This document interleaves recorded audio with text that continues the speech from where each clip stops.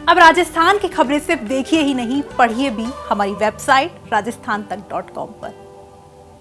मुख्यमंत्री अशोक गहलोत इसी महीने अपना बजट पेश करने वाले हैं और जिस तरीके से 4 साल का कार्यकाल रहा मुख्यमंत्री अशोक गहलोत का, खास तौर से पिछले 2 सालों में जिस तरीके से मुख्यमंत्री की कुर्सी को लेकर रस्साकसी का खेल चला, ऐसे में हमारे साथ में कुछ कांग्रेस के नेता भी हैं और बाकी हम तमाम लोगों से ये जानेंगे कि आखिर किस तरीके से वो आने वाले बजट से एक्सपेक्टेशंस कर रहे हैं और जिस तरीके से कांग्रेस के अंदर रस्साकसी का खेल चला उसका कितना नुकसान कांग्रेस को आने वाले 2023 के विधानसभा चुनाव में होगा और बीजेपी में भी किस तरीके की लड़ाई है। इन तमाम सवालों के जवाब है वो टटोलने की कोशिश करेंगे।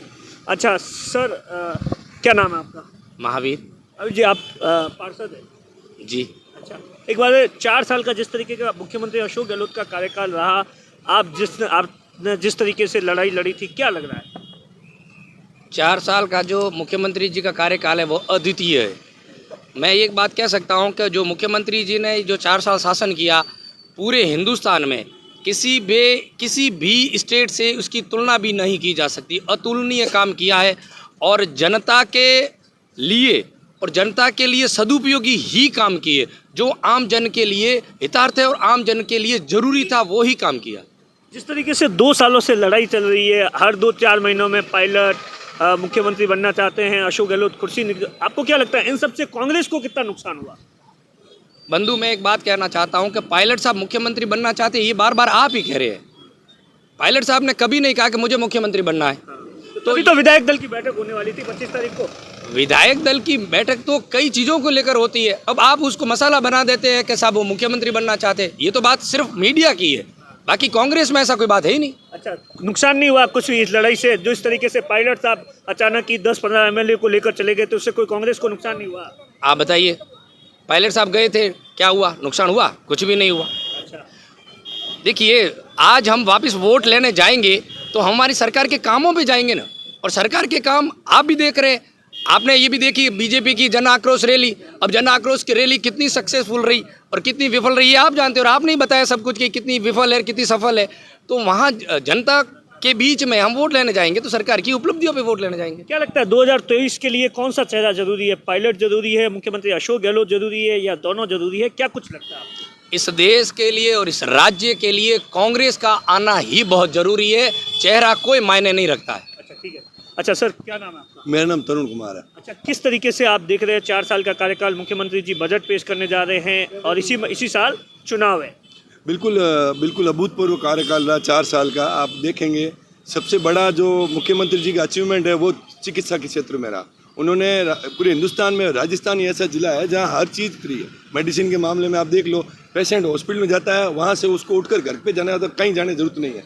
उसके बावजूद भी उन्होंने ओपीडी भी फ्री कर दी। जो 10 रुपये लगते थे वो भी फ्री हो गए, सीटी स्कैन फ्री, सब फ्री।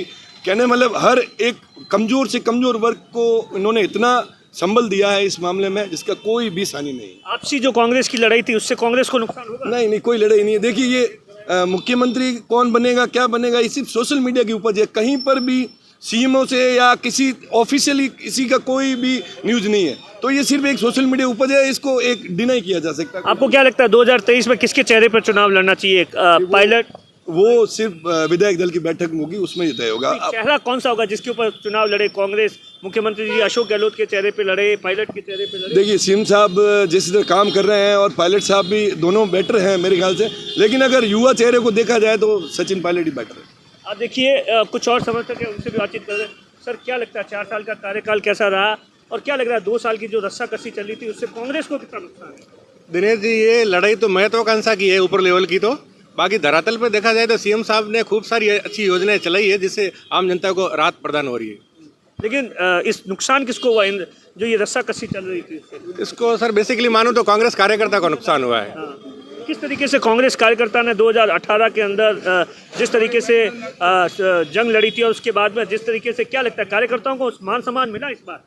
सर, कुछ जगह मैं नहीं मानता हूँ मान सम्मान नहीं मिला, क्योंकि एक्चुअली क्या है सर, सीनियर्स की लड़ाई में कार्यकर्ता फिस गए।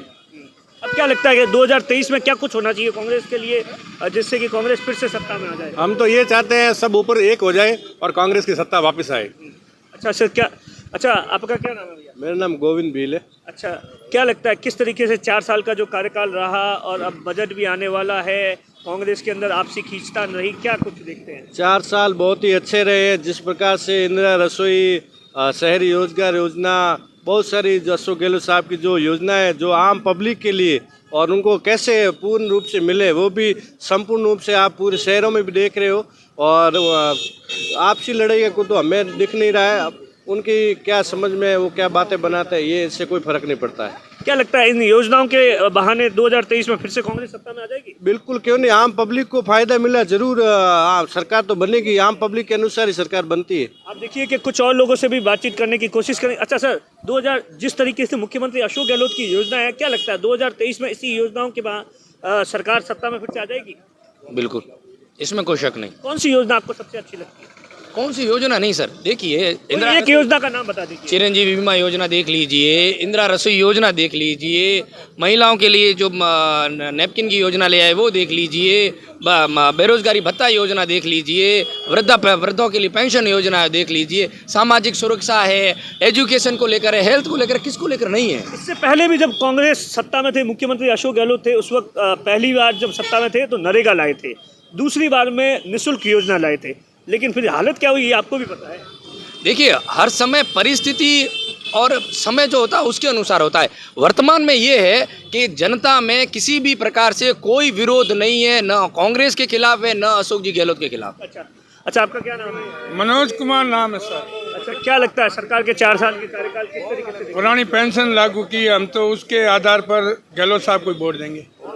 अच्छा, क्या लगता है कि जो ये आपसी लड़ाई लड़ी थी उसको किस तरीके उसमें कोई मनमुटाव नहीं है, आपस में सब एक हो जाएंगे। अब देखिए, ये कांग्रेस के कुछ नेता है, कुछ पार्षद है, इनका सीधे तौर पर मानना है कि कुछ एक लोगों का ये भी मानना है कि इससे फाइनली कार्यकर्ता को नुकसान होता है। लेकिन जिस तरीके से मुख्यमंत्री अशोक गहलोत ने इन 4 सालों में 4-5 जो प्रमुख योजनाएं लॉन्च की है, उससे कहीं ना कहीं आम लोगों को, आखिरी इंसान को, लोगों को फायदा मिला। अच्छा, आप लोग कहाँ से आए भैया? हम लोग जैसलमेर से अच्छा, क्या करते हैं आप? स्टडी पढ़ाई करते हैं। पढ़ाई करते हैं। क्या लगता है सरकार का 4 साल का कार्यकाल कैसा रहा? मुख्यमंत्री अशोक गहलोत के, आप स्टूडेंट हैं, आपके लिहाज से कैसा रहा? कार्यकाल तो ठीक ही था और भर्तियां भी बहुत अच्छी निकाली, लेकिन हमें एक खेद है कि पेपर बहुत बार बार लीक हो रहे हैं। इसके बाद इस बात को आप कौन सी अभी तैयारी कर रहे हैं? हम तैयारी कर रहे हैं अभी सीट की समान क्या पात्रता। लग रहा है 2023 में फिर से कांग्रेस आ जाएगी? क्या लग रहा है, क्या माहौल लग रहा है? संभावना तो है भर्तियां निकालने से, लेकिन पेपर लीक के बारे में इससे पकड़ा बराबर रहेगा। पेपर लीक से आप लोग नाराज भी है? नाराज है। क्या लगता है पेपर लीक क्यों हो रहा है? पेपर लीक भ्रष्टाचारियों की वजह से, और उससे क्या कर अच्छा, सरकार में दलाल है। अच्छा, आप लोग क्या नाम है आपका? दिनेश कुमार, कहाँ से आए आप लोग? गाँव से। मतलब कौन सा गाँव आपका? रामजी गौड़ पालियाली। अच्छा, क्या लगता है सरकार का 4 साल का कार्यकाल कैसा रहा? बढ़िया है। किस तरीके से गांव के अंदर क्या कुछ विकास हुआ? गांव के अंदर तो बढ़िया ही विकास हुआ है, और मतलब शहर में ये लाया है खाने की सुविधा, चिरंजीवी, बाकी मतलब ये इंदिरा गांधी। अच्छा, जो ये इंदिरा गांधी रसोई योजना, हाँ, उससे फायदा हुआ है। आप देखिए, ये अलग अलग लोग हैं, उनकी अलग अलग राय है। जिस तरीके से सरकार की 2 महत्वाकांक्षी योजना है, पहली इंदिरा रसोई, दूसरी चिरंजीवी योजना, उसको लेकर यकीनन लोगों में एक पॉजिटिव मैसेज है। और आइए कुछ और लोगों से भी बातचीत करते हैं।